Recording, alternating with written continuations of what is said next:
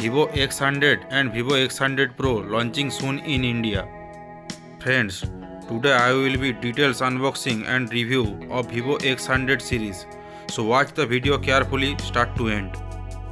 There is no major difference between VIVO X100 and X100 Pro, but there is a slight difference in the camera.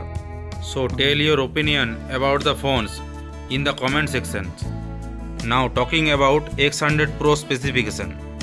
X100 Pro comes with MediaTek Dimensity 9200 Plus chipset. Rear camera details: 50 megapixel primary camera plus 50 megapixel ultra wide angle OIS camera and 12 megapixel telephoto lens. Front camera 32 megapixel. Now talking about display.